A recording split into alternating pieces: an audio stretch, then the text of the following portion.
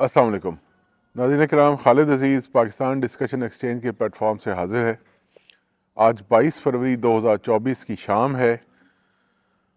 آج میں نے سوچا کہ آج گفتگو خبروں پہ تو ہم کرتے ہی رہتے ہیں، کچھ ایک اوور آل سچویشن کے اوپر بات ہو جائے۔ ہر ملک میں، ہر معاشرے میں حالات کے تحت ہی وہاں کی جو سیاست ہے وہ شکل اختیار کرتی ہے۔ ہمارے ہاں، بلکہ یوں کہہ لیں کہ تھرڈ ورلڈ کے اندر خاص کر سیاست پولیٹیکل فیملیز کے اندر، پولیٹیکل فیملیز کے گرد گھومتی ہے، ان کے اندر چلتی ہے، جس کو ہم ڈائنیسٹک پالیٹکس کہتے ہیں، یعنی نسل در نسل سیاست۔ لیکن 2013 سے جب سے پی ٹی آئی اس اکھاڑے میں اتری ہے، اقتدار اور حکومت کے اکھاڑے میں، تو تب ایک تبدیلی حقیقی معنوں میں محسوس ہوئی کہ یہ ایک تو پہلی بات تو یہ کہ ایک تیسری آپشن تھی، یعنی دو مین سٹریم پارٹیز، پیپلز پارٹی اور مسلم لیگ نون کے بعد ایک تیسری مین سٹریم آپشن آئی، اور کرتے کرتے وہ 2018 میں سب سے بڑی پارٹی بن گئے۔ اس بار بھی صورتحال آپ کے سامنے ہے، سب سے زیادہ سیٹس جو ہیں وہ پی ٹی آئی نے ہی لی ہیں۔ تو دیکھنا یہ ہے کہ اب پیپلز پارٹی اور مسلم لیگ نون اپنے آپ کو کیسے ری اسٹرکچر کرے۔ اب اس کو ری اسٹرکچر کرنا تو شاید مناسب لفظ نہیں ہے، اپنے آپ کو ری الائن کیسے کرے گی اس موجودہ پولیٹیکل سین کے ساتھ، یہ کیسے اپنے آپ کو ری الائن کریں گے۔ پہلے آپ کو بیسکس چیزیں آپ کے سامنے رکھ دیتا ہوں، بیسکس آپ کو بتا دیتا ہوں۔ آپ کو معلوم ہے کہ پنجاب میں مریم بی بی وزیر اعلیٰ کی امیدوار نامزد ہو گئی ہیں، اور کل اسمبلی کا سیشن بھی ہو رہا ہے پنجاب میں، لاہور میں۔ اسی طریقے سے اگر ہم دوسری طرف دیکھیں تو بلاول بھٹو جو ہیں وہ بنیادی طور پہ جو بھٹو ڈائنیسٹی ہے اس کے اندر وہ اب ہمیں نظر آتے ہیں۔ ان کے ساتھ ساتھ جو نون لیگ کے اندر ہی دوسرا جو، یعنی ایک ہی فیملی کا جو دوسرا حصہ ہے، حمزہ، وہ اب حمزہ شہباز جو ہیں وہ بھی ایم این اے بن چکے ہیں، وہ اب یہاں آئیں گے اور یقینی طور پہ وہ منسٹر بھی بنیں گے، یہ تو نظر آ رہا ہے۔ پھر وہ آگے ان کے رشتہ دار اور وہ سارا سلسلہ، یعنی جیسے اسحاق ڈار صاحب ہیں اور دیگر لاہور میں بھی ان کے جو فیملی کے لوگ ہیں، شریف فیملی کے، وہ آپ کو معلوم ہے کہ وہ مختلف عہدوں پہ، اور اس طرح کا چلتا رہتا ہے۔ اب دیکھنا یہ ہے کہ اس جو ڈسپنسیشن ہے، یعنی یہ جو پولیٹیکل ڈسپنسیشن ہے ان دونوں سیاسی جماعتوں کی، وہ کس طرف کو رخ اختیار کرے گی۔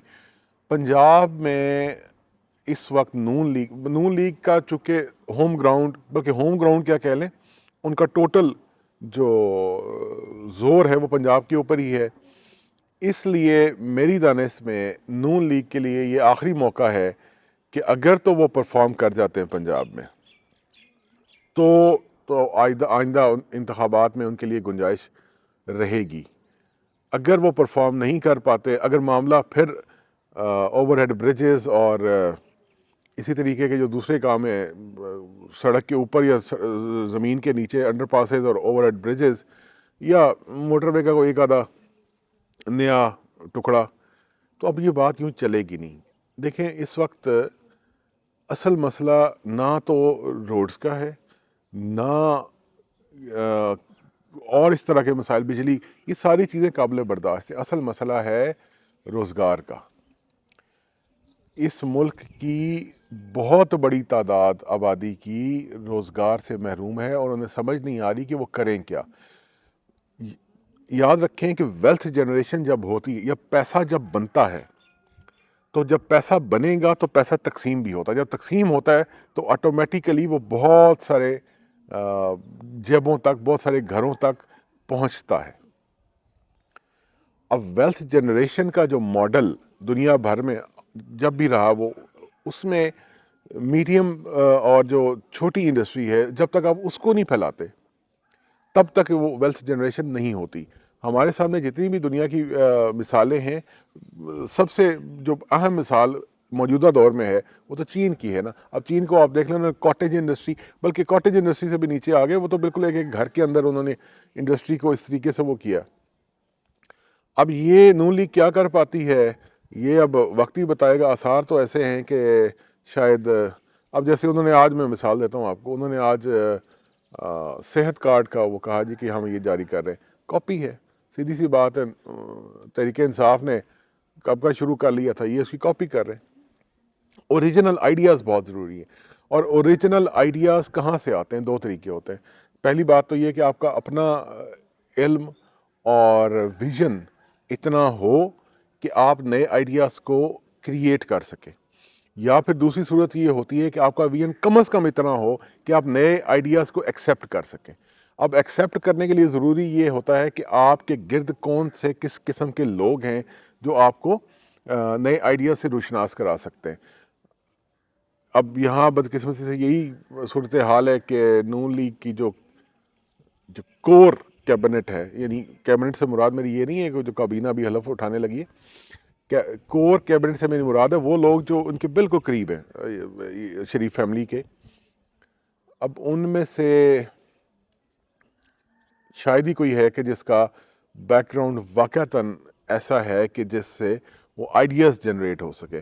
یاد رکھیے گا, پیسہ کما لینا, پلازا کھڑا کر لینا, بڑی گاڑی لے لینا, ایون جہاز خرید لینا, یہ اس کے پیچھے آئیڈیاز نہیں ہوتے. آئیڈیاز کیا ہوتے ہیں؟ آئیڈیاز یہ ہوتے ہیں کہ جہاں سے آپ ایسا کچھ کام کر سکیں کہ آپ کے اس آئیڈیا کا جو فائدہ ہے وہ عوام تک, بڑے پیمانے تک وہ جا سکے. تو ایسا تو کوئی وہاں نظر نہیں آتا. پیپلز پارٹی کا مسئلہ کیا ہے؟ پیپلز پارٹی کا مسئلہ یہ ہے ان کے پاس لوگ ہیں جو نئے آئیڈیاز بھی دے سکتے ہیں اور اس کے اوپر امپلیمنٹیشن کی بھی وہ ہے. لیکن مسئلہ کیا آتا ہے کہ جب وہ سندھ کی پولیٹکس کے اندر فکس ہو جاتے ہیں, اور پیپلز پارٹی کو بڑی اچھی طرح پتہ ہے کہ کراچی کے اندر ان کا کوئی مینڈیٹ نہیں ہے. کراچی میں آ جا کے وہ 2 سے 3 سیٹیں ایکچولی وہ جیتتے ہیں. ایک ملیر والی سیٹ ہے, ایک کئی سینٹرل سے وہ جیتے ہیں, اور ایک لیاری والی. یہاں پہ ان کی واقعتاً پریزنس ہے, اور ایم پی ایس کی کوئی 8-10 سیٹیں. یہ ایکچول ان کا مینڈیٹ ہے, اور جس کا ایکچول جتنا بھی مینڈیٹ ہوتا ہے اس کو بڑی اچھی طرح پتہ ہوتا ہے. لہٰذا کراچی, کیونکہ کراچی کے اندر ظاہر ہے آئیڈیاز جنریٹ ہو سکتے ہیں, بزنس ہب ہے, پورٹ ہے, سارا ہمارا جو ٹریڈ کا مرکز ہے وہ کراچی.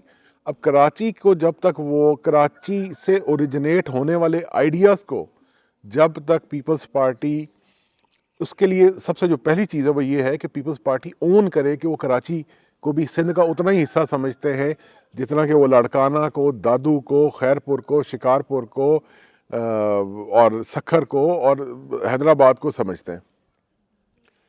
پیپلز پارٹی کے اندر گنجائش بہرحال موجود ہے. اس کی بنیادی وجہ یہ ہے کہ بلاول خود, یعنی وہ اپنے ایج گروپ کے حساب سے اگر انہیں آپ دیکھیں تو وہ تازہ ہی یونیورسٹی اور اس سارے فیز سے وہ گزرے ہوئے, ان کو نئی ٹیکنالوجیز کا ان کو بڑی اچھی طرح ادراک میں سمجھتا ہوں کہ ہوگا, لازمی طور پہ ہوگا.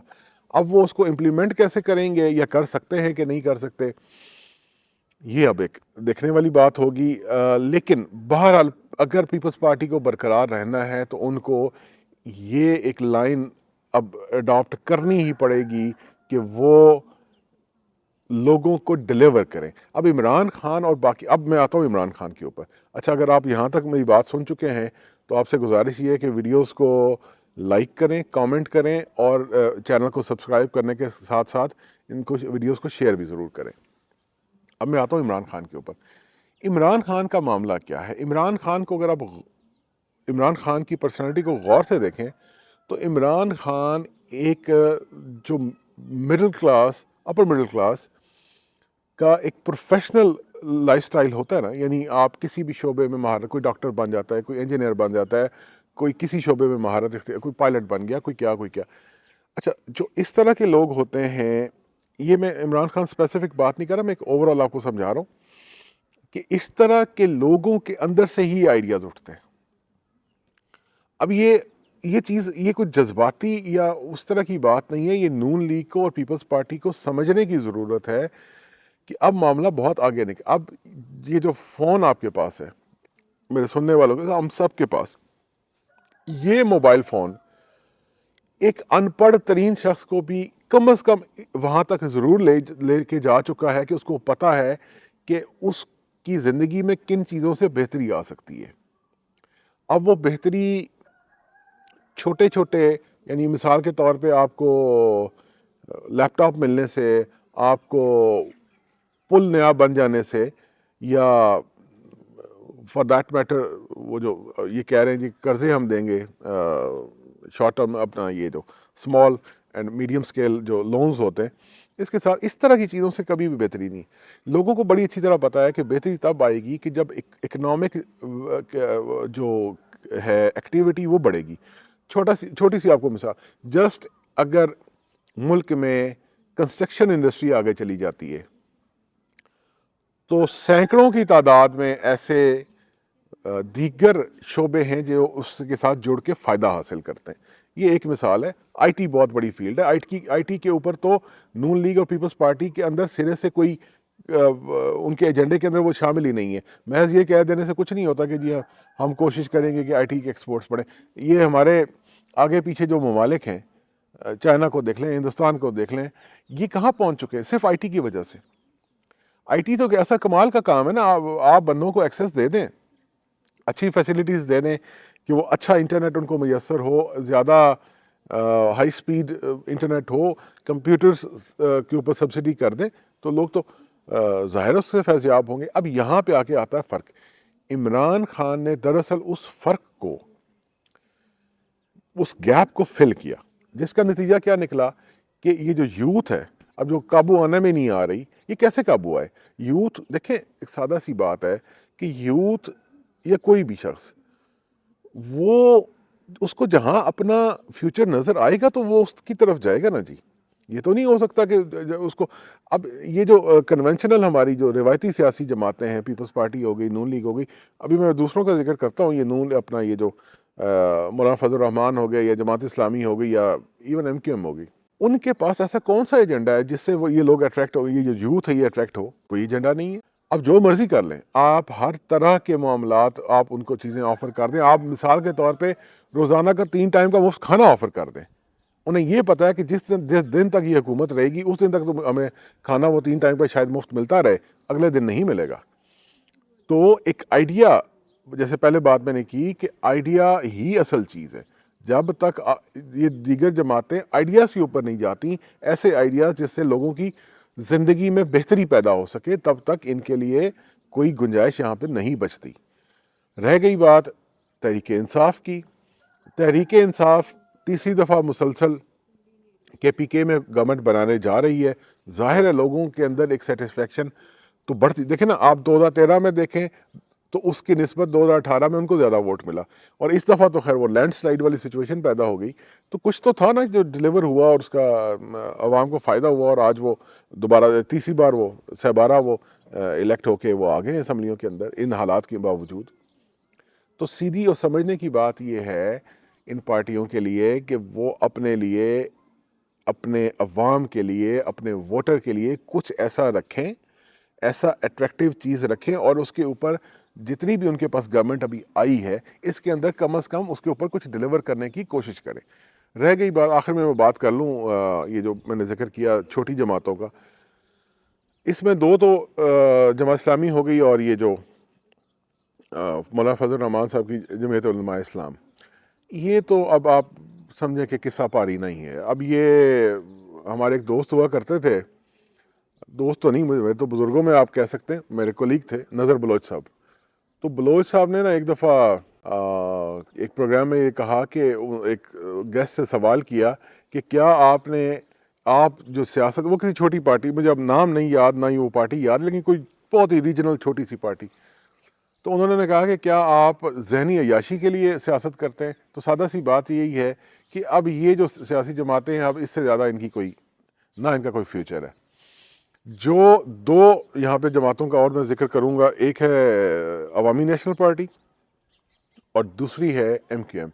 یہ دونوں ایتھنک آئیڈینٹی کے اوپر کھڑی ہیں، لہٰذا ان کو بھی اب سمجھ لینا چاہیے کہ ان کو بھی، خاص کر ایم کیو ایم کو سمجھ لینا چاہیے کہ وہ اپنے آپ کو کراچی کا نمائندہ جماعت کہتے ہیں. آج انہوں نے گورنرشپ کے اوپر بھی دوبارہ یعنی وہ اپنے ہاتھ میں کر لی سندھ کی گورنرشپ، اور خبر یہی ہے کہ کامران ٹیسوری جو ہیں وہی اس کو کنٹینیو کریں گے، تو ایم کیو ایم کے لیے بھی ایک بڑا کلیئر اینڈ لاؤڈ میسج عوام کی طرف سے ہے کہ اگر تو وہ ڈیلیور کچھ کر سکیں گے تو بات بنے گی، ادروائز ان کے لیے بھی آئندہ یہ ٹھیک ہے، یہ جو موجودہ ارینجمنٹ ہے جو بھی ہے اس کے اندر یہ ساری جماعتیں اکٹھی تو ہو گئی ہیں، ان میں سے منسٹرز بھی بن جائیں گے، ان میں گورنر بن جائیں گے، وزیر اعظم، یہ وہ سارا کچھ، گاڑیوں پہ جھنڈے لگ جائیں گے، بڑی تام جھام بھی مل جائے گی، پریولیجز اور بھی مل جائیں گے، فارن وزٹس بھی مل جائیں گے، مگر جیسا کہ میں نے کہا کہ اگر ان جماعتوں کو لگتا ہے کہ یہ واپس اقتدار میں آنا چاہتے ہیں یا آ سکتے ہیں، تو انہیں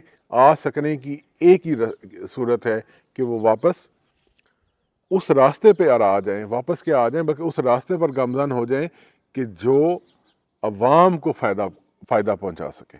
دوسری بات، آخری بات بلکہ، اے این پی کو اب سمجھ لینا چاہیے کہ اب یہ جو پختون نیشنلزم کی سیاست ہے اس کا کوئی اب فیوچر نہیں ہے۔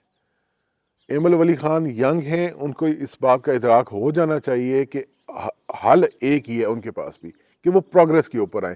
اب 1930 سے لے کے 1936 کے باچا خان اور اس کے بعد عبدالولی خان، وہ نعروں پہ اب بات چلنے سے بہت کہانی آگے جا چکی۔ ایمل ولی خان کو یہ سمجھنا پڑے گا کہ ان کے مٹھی میں پڑا ہوا نیشنلسٹ ووٹ کیوں شفٹ ہو گیا تحریک انصاف کی طرف۔ اگر ان کو یہ بات سمجھ آ جائے تو ان کا راستہ ہے، اگر ادروائز پھر وہ وہی ہے کہ وہ جتنی سرخ ٹوپیاں میسر ہیں پورے کے پی کے میں اتنے لوگ اکٹھے کر کے وہ ان کو ٹوپیاں پہنا کے وہ سرخ اور وہ کچھ جلسہ کر لیں، اس کے علاوہ ان کا کوئی فیوچر نہیں ہے۔ گزارش آپ سے یہ ہے آخر میں کہ میرا مقصد اس چینل کے اوپر صرف یہ نہیں ہے کہ میں آپ کو روز کی خبریں دوں، میرا مقصد یہ ہے کہ ایک ایسی کمیونٹی اس کے ذریعے کریٹ ہو جائے کہ جو ایک ایسا ڈسکشن کا رستہ کھلے جو الٹیمیٹلی آخر کار اس ملک کی، اس معاشرے کی بھلائی کا سبب بنے۔ اجازت دیجیے، اللہ حافظ۔